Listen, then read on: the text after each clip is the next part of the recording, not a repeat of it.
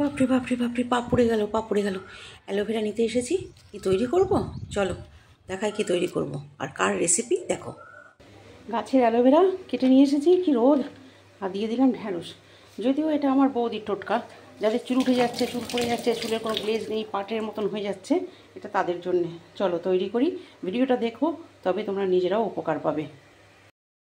কেমন টকবক করে ফুটছে দেখো। এটা এবার আস্তে করে একটু লো ফ্লেমে করে দেবো, তাতে ভালোভাবে সেদ্ধটা হবে।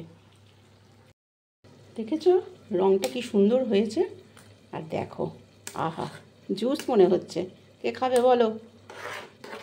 এটা খাদ্য বটেই, তবে হ্যাঁ মাথার চুলের তো অবশ্যই খাদ্য, খুব ভালো খাদ্য এটা।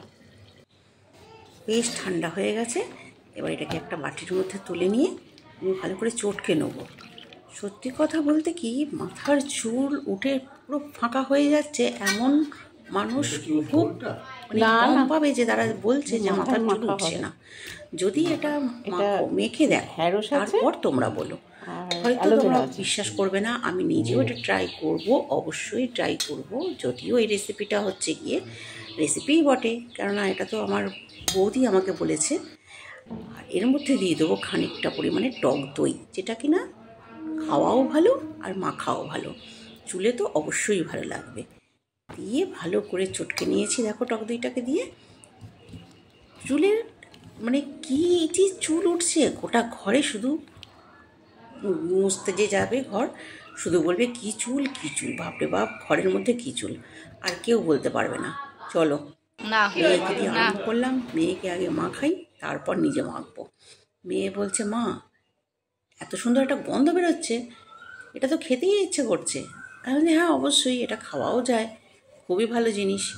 টক দই তো আমরা খাই, প্রত্যেকেই খাই টক দই। টক দই খাওয়া স্বাস্থ্যের পক্ষেও ভালো, মাথার চুলের জন্যও ভালো।